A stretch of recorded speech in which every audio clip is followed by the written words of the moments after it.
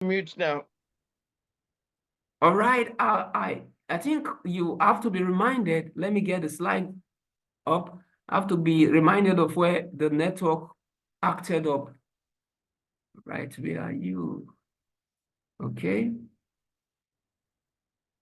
All right. Where was I? What was the last thing I said before I went out? You were still in the place where where you get to the experts All right. to decide on the cost, Okay. to make decisions.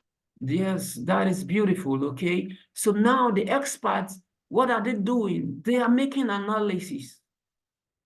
They want to look at how much was planned for and how much is being utilized. They are looking at the expenditure against the cost baseline. They are looking at the end value, analyzing the end value, like I said, end value, the value of work achieved. They are coming up with forecasts telling the project owners that we are doing well or we are doing badly. They are analyzing the finances, identifying areas of challenges that may likely, result to more costs and advising us to either take it off, that is cutting that aspect, cutting it out of the project, all right? So that's what they will be doing. So there are terms that I want us to be very much be conversant with. So now let's take a look at them. The first one is the planned value, which is the PV. The second one is the end value, which is the EV, and the AC, which is the actual cost. Can you see the PV planned value and the actual cost? Sometimes what you plan for is different from what you see playing out. So the difference could be positive or negative. When it's negative, it depends on the organization, but generally we should be losing more money. If it's positive, we are making savings. So let's move on. So the planned value includes the detailed authorized work plus the budget for such authorized work. You see, detailed authorized work, what we plan for as regards work, and how much it will cost. And this is over the project life cycle. Yeah.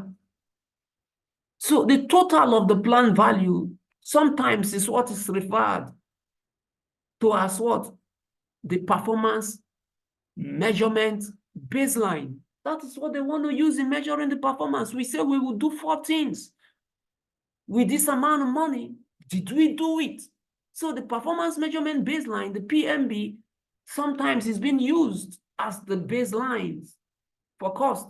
So the total planned value for the project is also known as the budget, you see? That is the budget at completion, which is the BAC I told us about, showing it to us on top of the S-curve. So what about the end value? Like the name implies, end is the value of work performed, expressed in terms of the approved budget assigned to the work for an activity or the work breakdown structure component. It is the authorized work that has been completed, plus the authorized budget for such completed work. You see, the authorized work that has been completed, plus the budget for that completed work. And most times, the end value can be greater than the authorized planned value.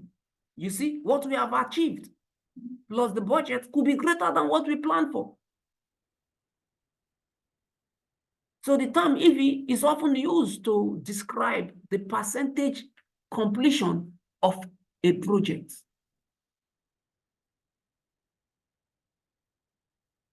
And this is an important terminology and value.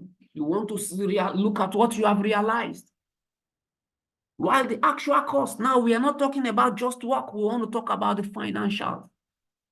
The actual cost is the total cost actually incurred and recorded in accomplishing work performed for an activity or work breakdown structure component. Just think about the total cost incurred.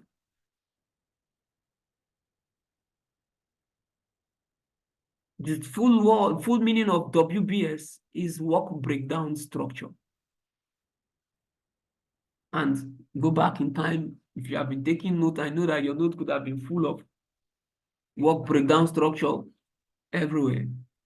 So we have that as the actual cost, the total cost incurred. Why the scheduled variance? Now a new term is coming into town, scheduled variance. Now scheduled variance, it's about the time difference. The time difference, the scheduled variance is measured of scheduled performance on a project. How well are we doing? When we have the end value minus the planned value, we have the scheduled variance. So the EVM schedule variance is a useful metric in that it can indicate a project behind its baseline schedule or ahead. You see, schedule variance. What are we achieving? What is the end value as regards the plan value? The difference between them is the variance. I'm going to show you the formula as we move on. Now, take a look at it now. You see, somebody wants to know how well are we doing on the project. Now, if you could be asking Simone, Simone, how well are we doing on that activity? Are we behind time? What would Simone do? Simone will immediately look at what we have achieved and what was planned for. She looked at the end value and subtract the planned value. If she subtracts the planned value and sees that what we have is negative 10, if that 10 is 10 hours, it means we are behind time. We are 10 hours behind time. If it is plus, what happened? We are 10 hours ahead of schedule. Is that not beautiful? So with this, you would know. If peradventure, like what we explained in the last class, you have 5 men doing you have 5 men doing the job. You know that you need more men since you are losing time. You need more men, but that will need more money too because we have trade-offs. So this is about schedule. So now this takes us to cost variance. Now we can understand the schedule variance to see how well we are doing as regards time, if the project is behind schedule or the project is ahead. Now cost variance. Now in cost variance, we are playing with what? EV and AC, the actual cost. So these are things that you can just look at and understand.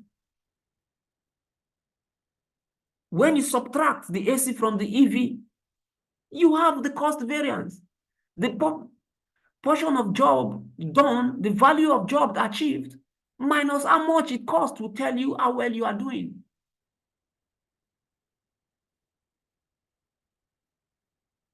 So if we keep going on like that, we will move on to the end of the project. And the difference between the budget at completion and the actual amount spent can be seen.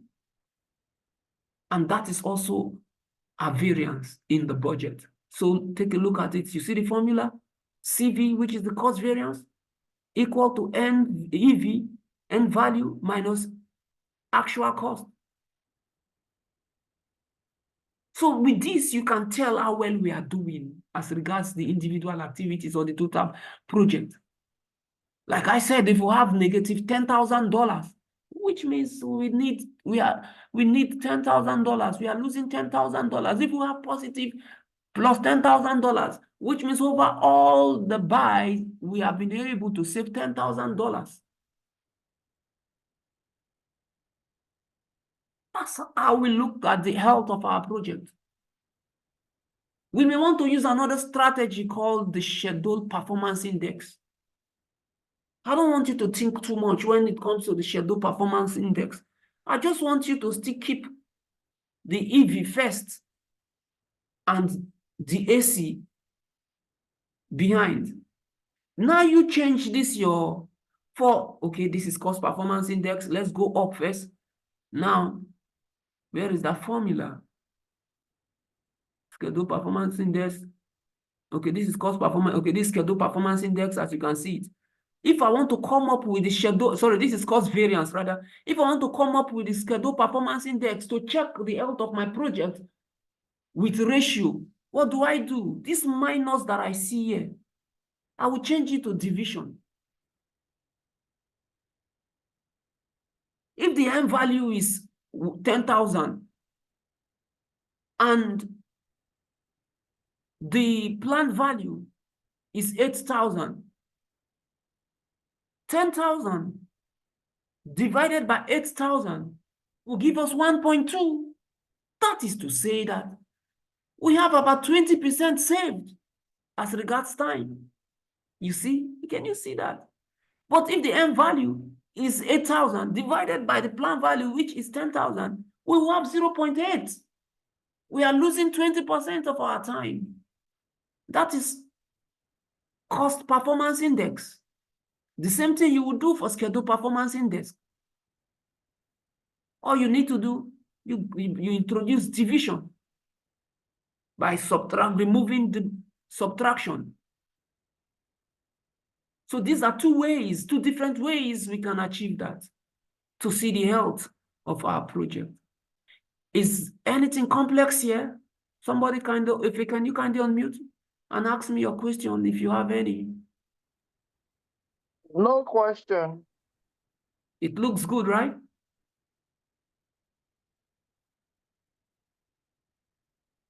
Is it same with everybody?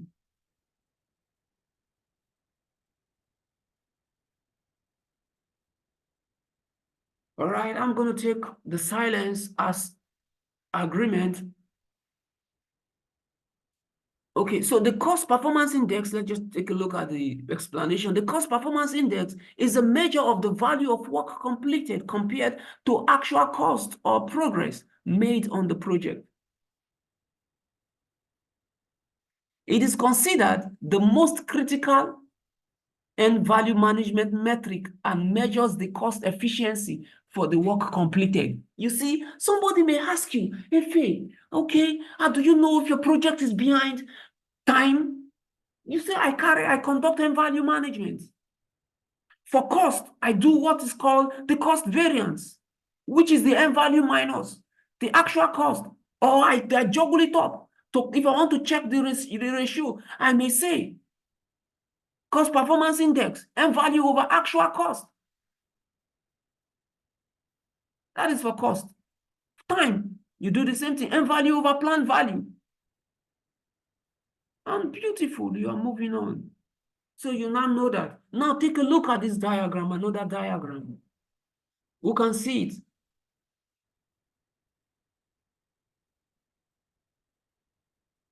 Who can see my diagram? Hello?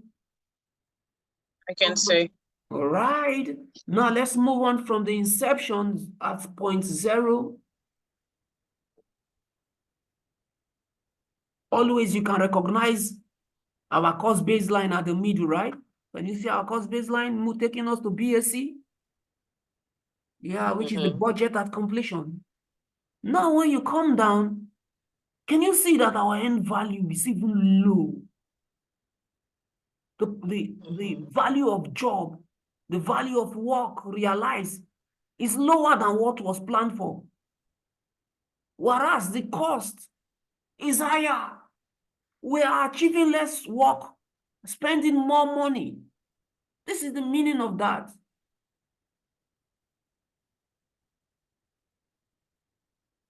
And it went on. How do you redirect something like that?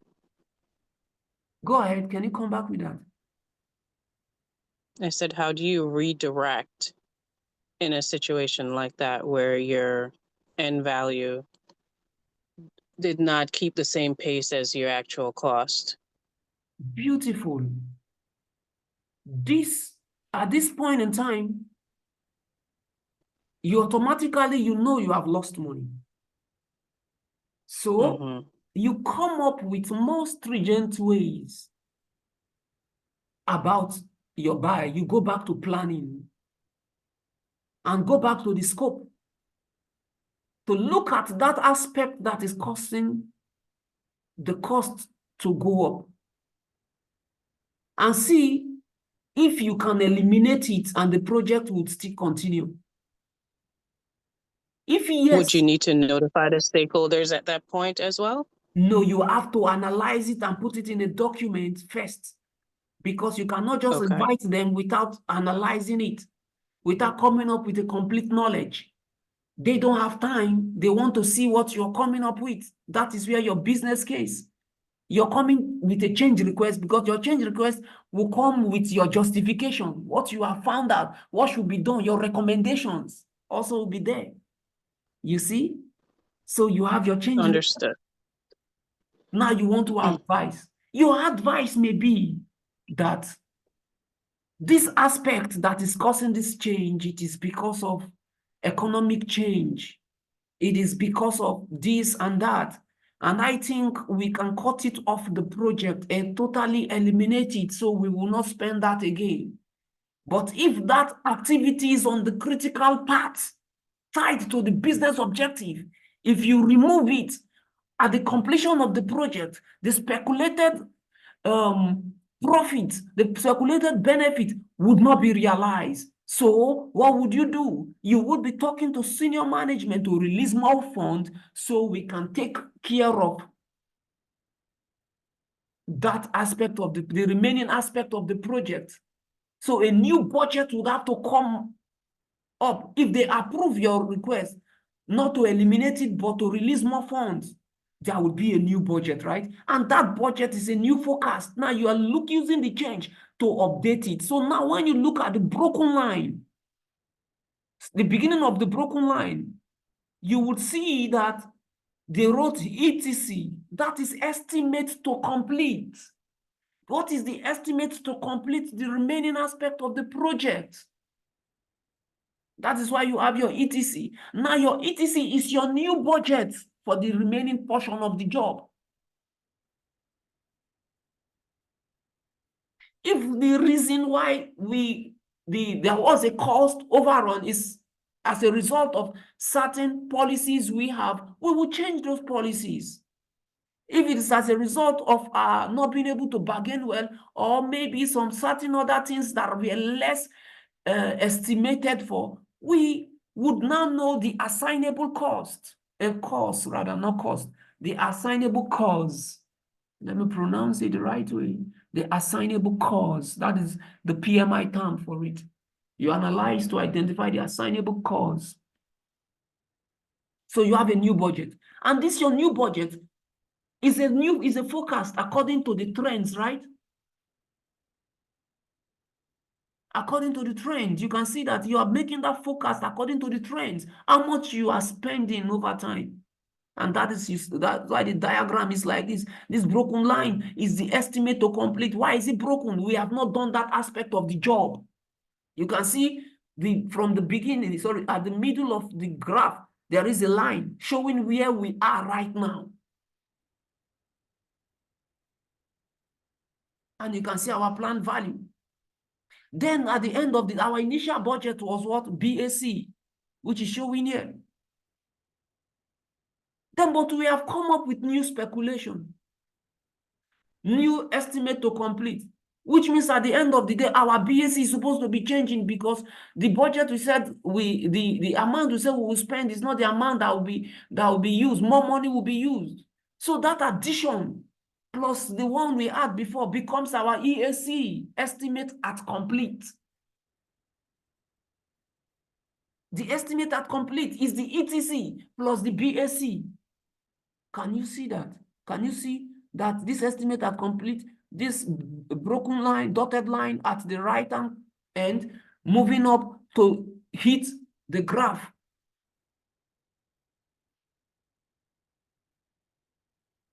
All right? So are you seeing it? Is that clear? If I don't think you are lost here, I do not think you are lost. You do that now. You came up with a list to buy something of 100,000. And as you did 50% of the list, that could have been $50,000. All of a sudden, you discover that it's $75,000 you use in spending, acquiring that 50% work. That 50% work, the work is your end value. The $75,000 is your actual cost. So if 50%, if $75,000 can go for 50%, which means another $75,000 will go for the remaining 50%. So at the end of the day, 75 plus 75 becomes what? $150,000. Whereas your initial plan was your BAC, $100,000. So that's why the EAC comes in to say the change will be additional $50,000, and which is your ETC plus your BAC, which is your EAC. Now you are not expected to carry this much in your head, but it's just for you to know the principles. Life on its own is open book. These materials are given to you. These are things you do, not because they appear here, we cannot assume they appear difficult. But your machine, your Primavera, your cost management tools get this done, this mathematics done for you. So all you need to know is the meaning of end value. For the sake of interview, is the meaning of end value. And what are the things you do in end value? Is variance analysis to know how much of the money that is being used to come up with a forecast of how much that will be needed. That is just the meaning. So in an interview, when we start doing interview, our mock interviews, you will see where the questions will be coming out and I will be answering them. So that is that. So there are other additional terms, different ways of getting all these things done. I told you the EAC. The EAC is what? The ETC plus the BAC. Now they are giving us another, you can see another formula coming in. EAC is the actual cost plus the estimate to complete. It is true. Let's go back to that diagram. Can you see that? Can you see that the actual cost from this beginning went to stop before the broken line, and we came up with a new estimate for the remaining aspect of the job that we call the estimate to complete, leading us to what? The EAC. So it is true that the actual cost plus the ETC equals to the EAC, how much we have spent, and how much is left to do the remaining job will result to the new budget. And that EAC is a forecasted figure.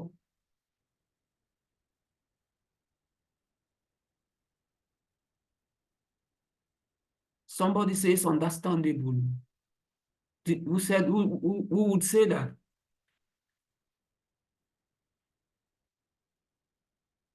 Who has the guts, who has the mind to say it's understandable? Let's move on.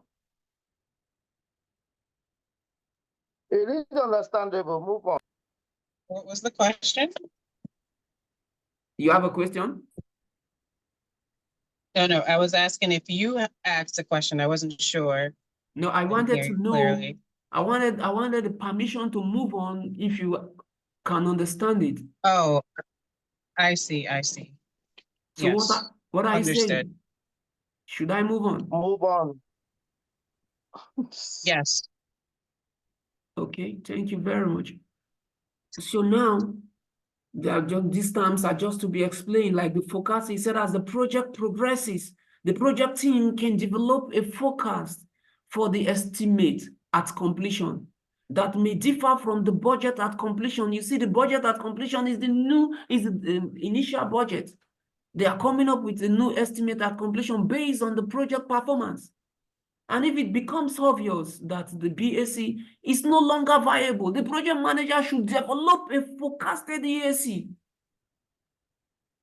Forecasting the EAC involves making estimates or predictions of conditions and events in the project's future based on information and knowledge available at the time of the forecast. You want to tell us that if you continue like this, we will get to day 90, which was supposed to be the last day of the project, and we could have only get 75% of the work done if we continue like this. Why? Maybe because you have seen as a project manager that we are too slow.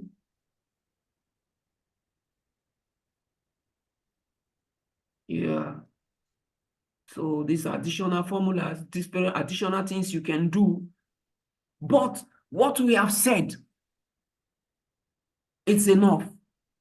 These ones are just different ways to just show what we have done. If you can't understand that one, you can understand this. Yeah.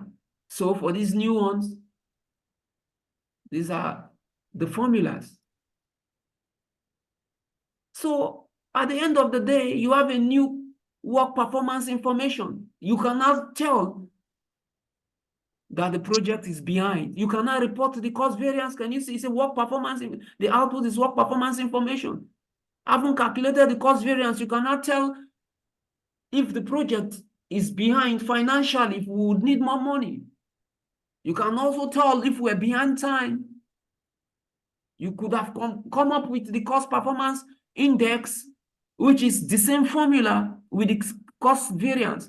All you need to do is to change the minus with division. Schedule variance is the same formula with the schedule performance index, which is to change the minus with what, replace the minus with what? Division. Okay, this pattern that I'm using is what I just used in memorizing it so I could remember while I was preparing for my exams some 13 years ago.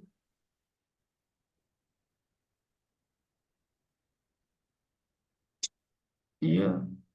So we've explained all this, and this brings us to a practice example.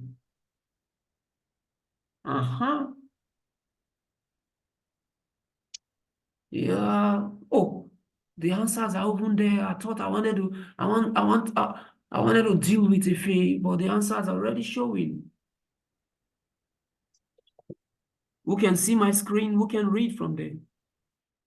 Just to read. I can see the screen. Okay, Ife, you hold on first. Simone, can you see the screen?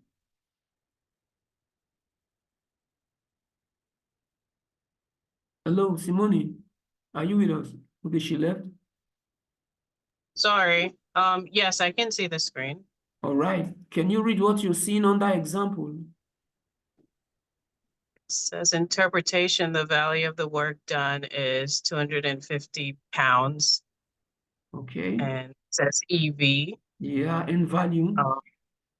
And value. Okay, the value of work scheduled PV is 500 pounds. All right. Therefore, the scheduled performance index is 250 over 500 equals 0.5.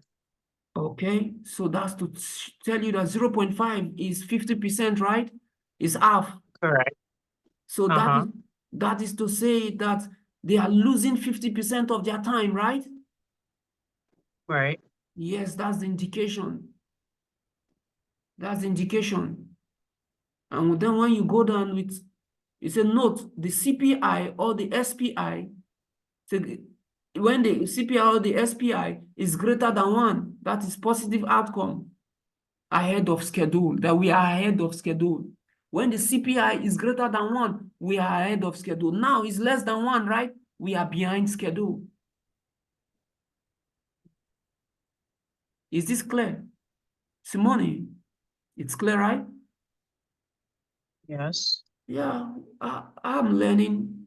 So what do we do now?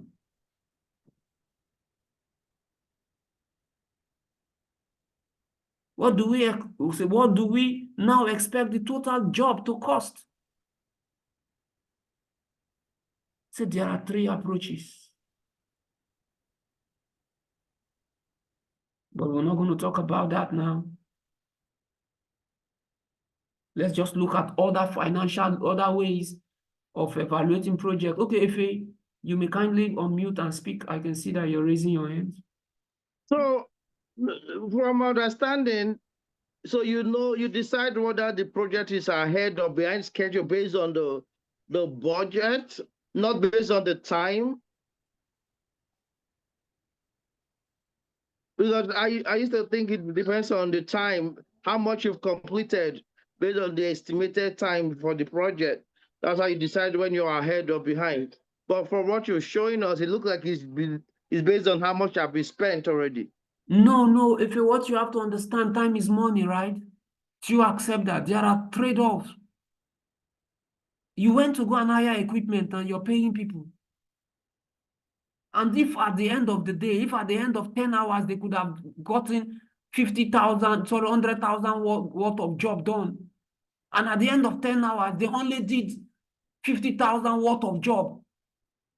That means you're going to bring them another day and pay them that same money to complete the remaining. Can you see where time has translated to money? Is that clear? That's why we say there are trade-offs. Decision you make in one, delays, cost in one area affects the other. All the equipments on the project, you paid them based on time. The people doing research for you, the materials are based on time.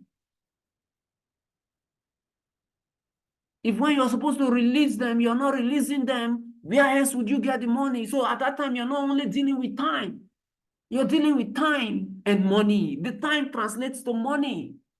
And even money, when you're supposed to hand the project over and you are not handing the project over, according to the contract, you're supposed to be fined for every single day that you delay the project. What do you think would happen? You will be fined. Like in my former project, we had about $150 million fine if we could delay the project for one day.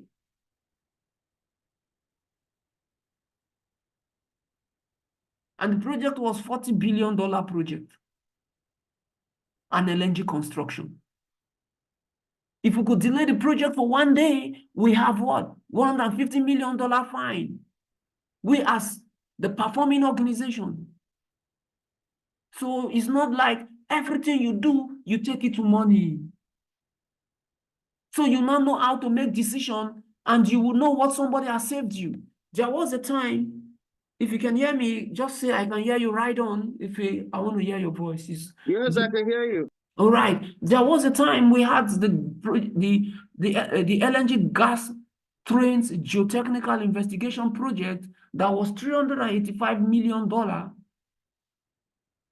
Then when we came up with the plan, we had the senior engineer, one Australian was on the project, the senior geotechnical engineer, and the junior geotechnical engineer was my back-to-back.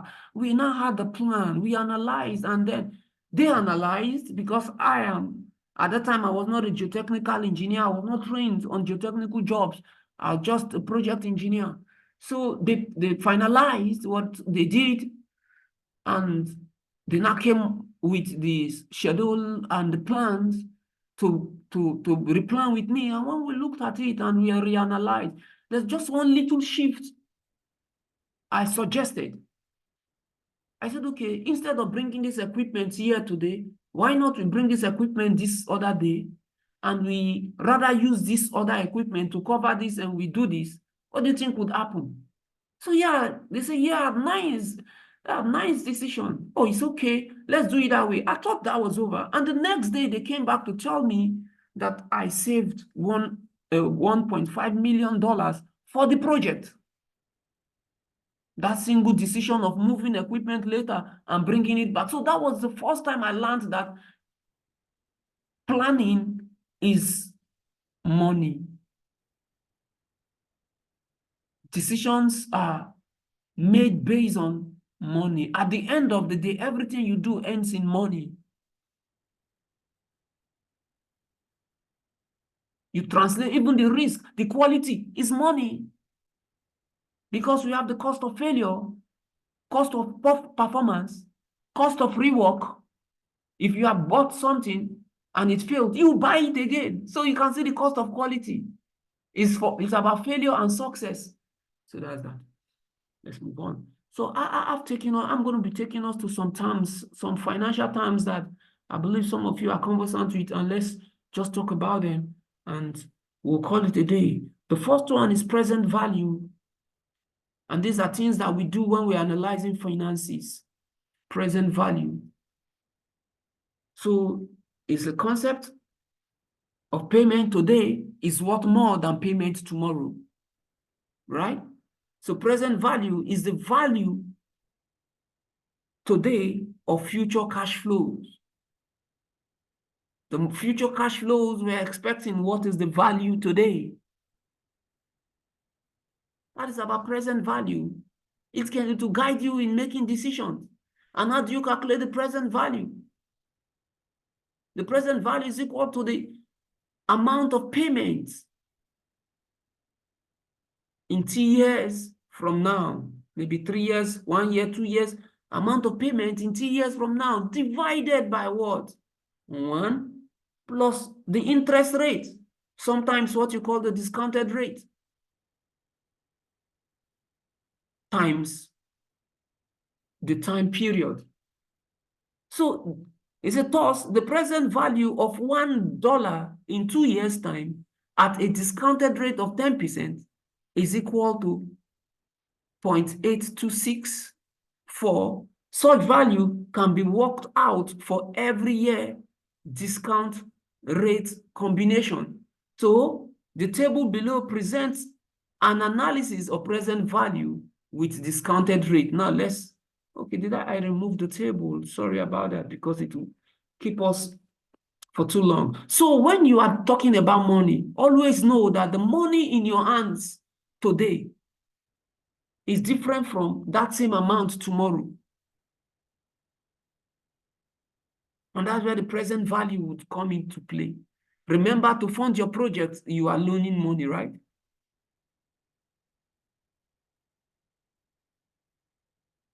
So if you have to pay the money with an interest, you now know how much it will cost you in the next 2 years. Not because the money is $1 today, tomorrow if we want to pay it, they'll say bring $1. No, they will still have to calculate it to understand what is what. So as you're getting the money today, you'll be thinking about what it's worth tomorrow on that day that you want to pay it back. Can the business get you that amount on that day? So you would know what decisions you have to make. We have the internal rate of returns. All these are decisions we make when we want to choose a particular project. This is about project selection criteria. We want to look at the rate of return for investing into a particular project as against another project. Peradventure, company is calling us to come and install some materials, and another one is calling us to come and conduct academical research. Another one is calling us for pharmaceutical research. We would want to look at, because we have maybe the capacity at the time is to embark on one project. We may want to look at the internal rate of return. We say it is that interest rate which makes the present value of cost equal to the present value of benefits. So in the previous example, if we had used an interest rate of 10.8% instead of 10%, the total present value would have been 0. So thus, the internal rate of return for this project is 10.8%. So these are a little complex financial knowledge, but they are not too complex. So you look at the cost-benefit analysis. It's here called benefit cost analysis. If I should put in $10,000, how much am I going to get in return? For every every dollar placed on the table, how much am I getting in return? That is the cost-benefit analysis. For every decision, what are you going to be getting in return? So we have the tangible cost or benefit. The tangible cost is the financial benefit. Financially, how much will come into our pocket. When we talk about intangible cost benefit, It could be all things like the brand recognition. It may be how our team will now have a better expertise for embarking on that project, for being part of that project. All these are benefits, but they are intangible. They cannot be financially quantified. But if we want to acquire them, we will spend money to acquire them. So all of these, including the payback period, you have made an investment. We are embarking on a project. When do we expect to get the money back? So this is the simplest of all the project evaluation tools, but produces the least meaningful results. So all this method does is to calculate how long it takes for cash flow to break even. That is the payback period. You want to embark on a project. You're going to be making some financial investment, right? When are you going to get it back? When would your expended cost equate your profit? That is the break-even point, where your expended cost equates your profit. And then we have the opportunity cost also that we must calculate. What is the opportunity cost? The opportunity cost is the alternative for gold. Like I said, we have 3 projects, and all these projects have their inherent varying benefits. If we choose project A, you know that the benefit we could have gotten from project B would be lost. So that is, we want to see what we are losing for getting involved in what we have decided to be involved in. Yesterday, I told us about sunk costs. These are money already expended, money that you have invested into the project. So money already spent cannot be recovered. Always remember that. They may want to find out from you, how do you go about your sunk cost? Sunk, we don't chase sunk costs, money that we put on ground, because if you not put more money to chase it, if that money goes, you may not be able, you have lost more rather. Another term is the variable cost. And that's against the fixed cost. Now, for a capital investment, things like the building, things like the machineries that will do production that we are investing into, these are fixed costs. They form the capex, the capital expenditures. Whereas the gas that would be used in running these engines, these machines, are variables. They change in cost per day. They keep increasing and increasing till the end of the project. So they form the running cost. They form the operational cost. So you want to look at the variable cost and the fixed cost to make your decision.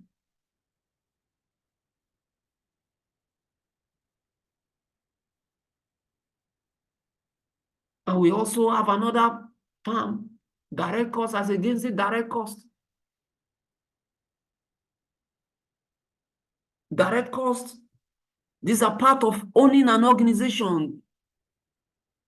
These are part of acquiring a product, for instance. The money can be seen in the price, but some kind of cost like the indirect, the hidden cost forms the indirect cost. Like you have a project, people coming to clean the place, the utilities, all these are indirect costs. And they still fall within the variable cost also. The overhead cost. Then we have the marginal. So if you understand this, you can make decisions about cost. We have the marginal cost. We have the contingency reserve. We talked about the marginal cost and the contingency reserve. I've not talked about the marginal cost, but I won't permit me to talk about it. Yeah, he said the cost associated with producing just one more item. FA, let me ask you, do you understand this before I break it down? Or should I explain it further? I understand. How do you understand it? You're talking about marginal cost, right? Yeah. Uh, it just explained that in one line now. That's the cost of producing one additional item. So, but why is it important? Why do you as a project manager would have to not be taking it serious?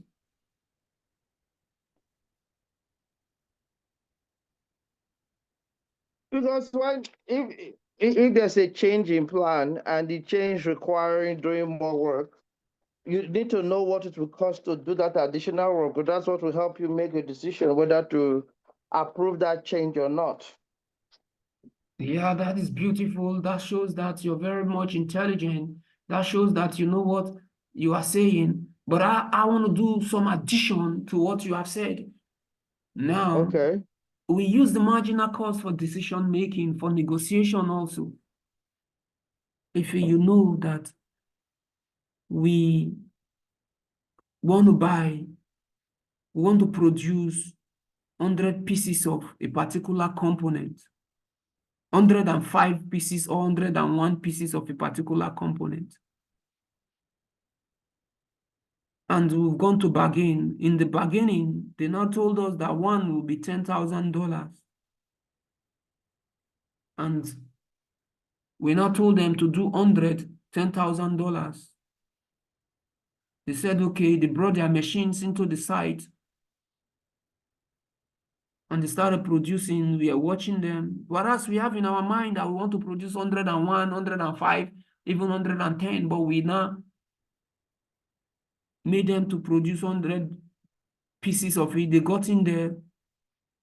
As soon as they are done with the production, we now just ask them, okay, can you, and before you leave, since you're already here, your equipments are here already now, the oil is hot. Okay, can you just give me, do another 5 for me, just 5, we not that we have money, just, they are not setting up again. The machine is already set up. So that additional, the cost of producing that, just that additional one will be less than what they are bargained for. Because what is already there, the grease running the machine, the gas in the machines and every other, they are already in the machine. So we can achieve additional discounted rate from that marginal cost. So would that be something that you guys do, project managers do on a regular basis, or is it just on a specific project? No, we do that. You were supposed to fly It's in. almost like gambling. No, you are supposed, it's not gambling. It's the reality. It's from experience. Imagine you're flying in another country national as an expatriate to your project site. And you have planned that he would be doing 2 weeks. Whereas in your mind, you want him to do 16 days.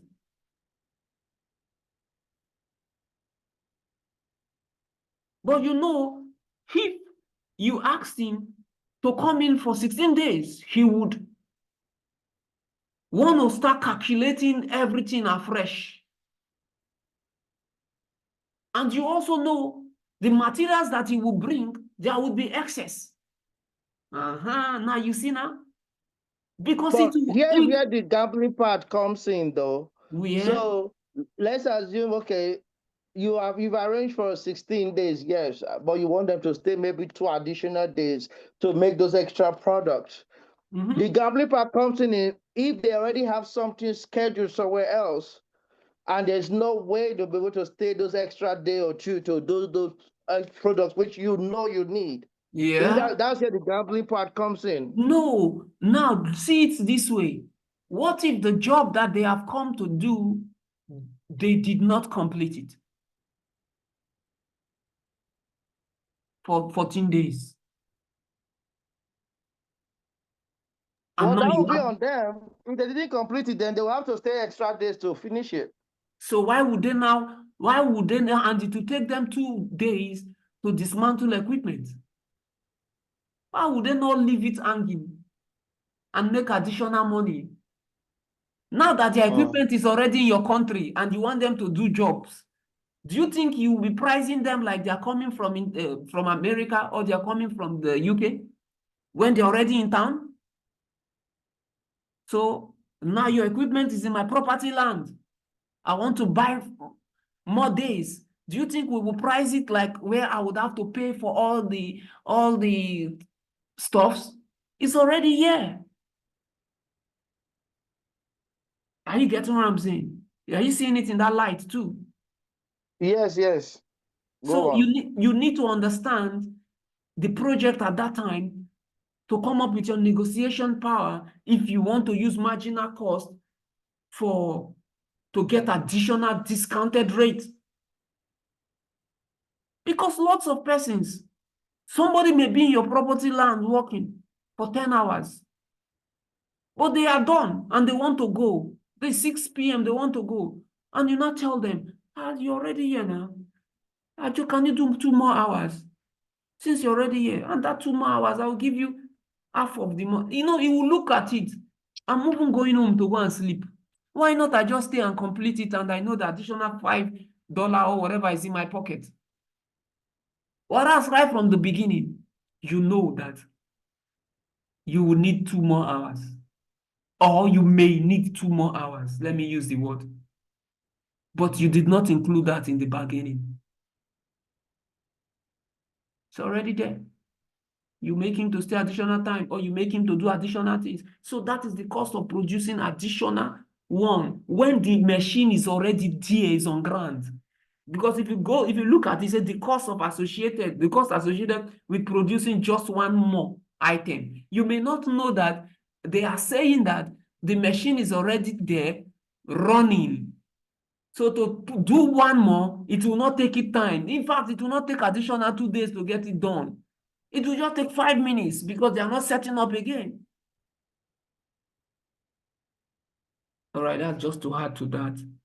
And whatever that is left, we've talked about contingency reserve, we've talked about management reserve, we've talked about life cycle costing. Life cycle costing is important where you calculate how much it will cost you from the inception of the project to the retirement.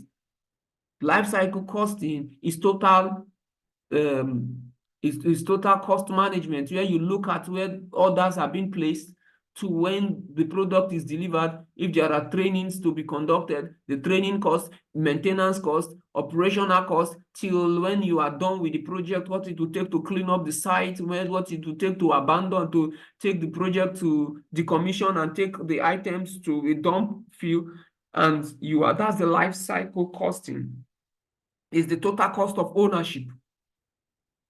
If you don't understand the total cost of ownership and somebody tells you that the product is $5 million, you wouldn't know that when you take it to your site, you may even need them to come back to come and conduct trainings for your staff and the kind of software that is running it, because you did not analyze. Expires every 6 months, whereas your project is supposed to last for 3 years. That is to say that every 6 months, you would have to bring them to come and update. So that's why it's good you calculate the life cycle costing, the total cost of owning that product. And this is where this direct cost and indirect cost that we're talking about comes in. This is where the CapEx and the OpEx have to be evaluated. So you would know that buying the product alone is not it all.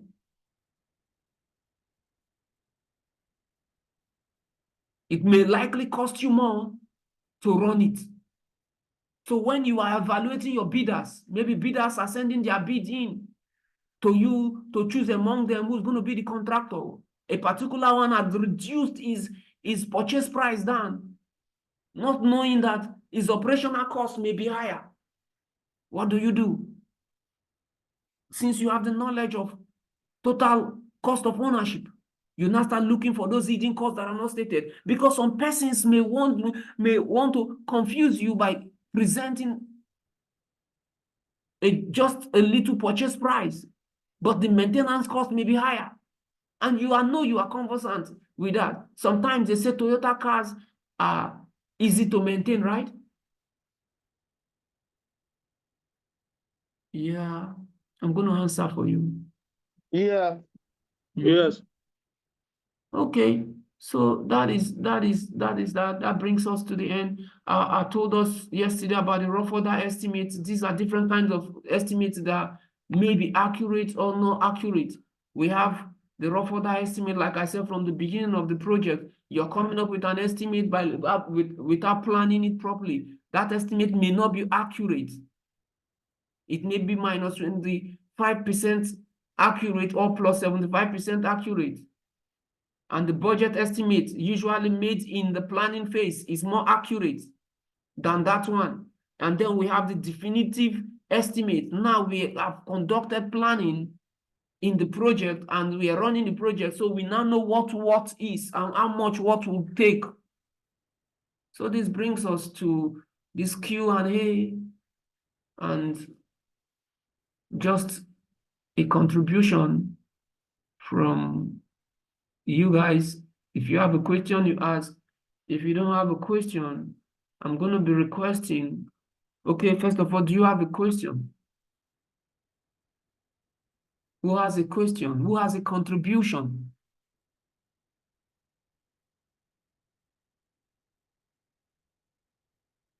No question from.